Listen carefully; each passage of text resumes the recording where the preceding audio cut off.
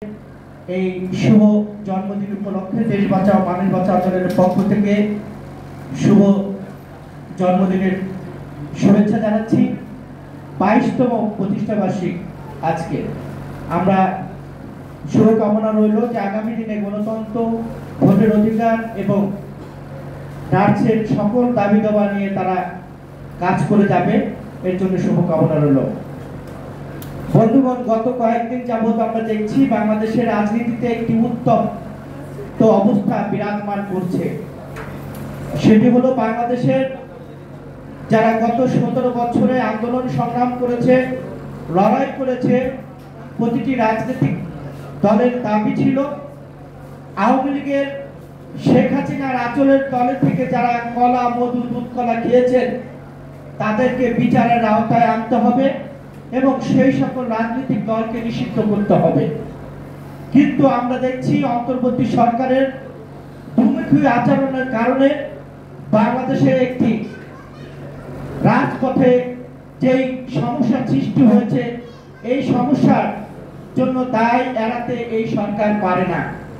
আমরা দেখছি যে জাতীয় পার্টি সহ যারা বাংলাদেশের গণতন্ত্র এবং বাংলাদেশের মানুষের সাথে প্রতারণা করেছেন, সেই জাতীয় বেঈমান পার্টি, জাতীয় পার্টির মহাসচিব ইতিমধ্যে তিনি বলেছেন আকুতির সাথে যে এখন নাকি তাদের রক্ষা করার দায়িত্ব বিএনপি।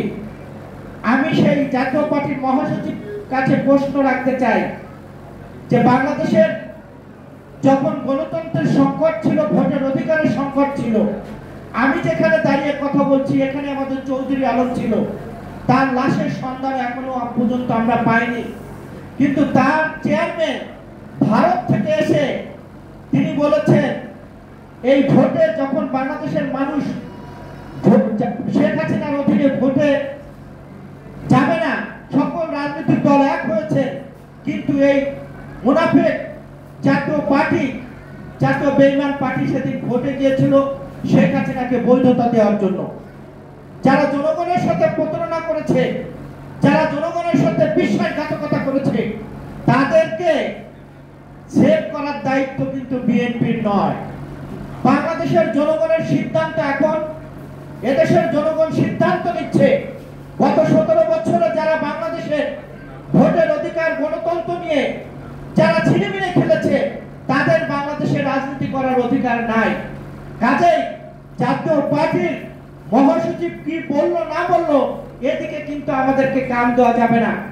বাংলাদেশের জনগণ সিদ্ধান্ত নেবে বাংলাদেশে কে রাজনীতি করবে বা কে করতে পারবে না। আমি যে কথাটি বলে শেষ করতে চাই, এখানে জাতীয় নেতৃবৃন্দ আছেন, আমাদেরকে ঐক্য বিনষ্ট করতে দেওয়া যাবে না। আমাদের ঐক্য যদি বিনষ্ট হয় তাহলে যে দেশি বিদেশি ষড়যন্ত্র চলছে, শেখ হাসিনা চলে গিয়েছেন কিন্তু ভারতে বসে তার শয়তানকে কিন্তু থামেনি, তিনি প্রতিনিয়ত বাংলাদেশ নিয়ে শয়তানি করছেন। কাজেই আমরা যদি সতর্ক না থাকতে পারি তাহলে আওয়ামী লীগের দোসররা যেইভাবে বাংলাদেশে অশান্ত করার চেষ্টা করছে, এখান থেকে কিন্তু আমাদেরকে রেহাই পাওয়া যাবে না। আমরা যদি সতর্ক থাকতে পারি, আমরা যদি ঐক্যমত থাকতে পারি, তাহলে 5ই আগস্টে যেভাবে শেখ হাসিনাকে তাড়িয়েছি, ইনশাআল্লাহ বাংলাদেশের প্রশাসন থেকে শুরু করে যেখানে শেখ হাসিনার দোসর আছে সকলকে তাড়াতে আমরা সফল হব। সকলকে ধন্যবাদ জানিয়ে আমি আমার কথা শেষ করছি। দেখা হবে রাজপথে, কথা হবে স্লোগানে, হয় লাশ না ইতিহাস। আল্লাহ হাফেজ।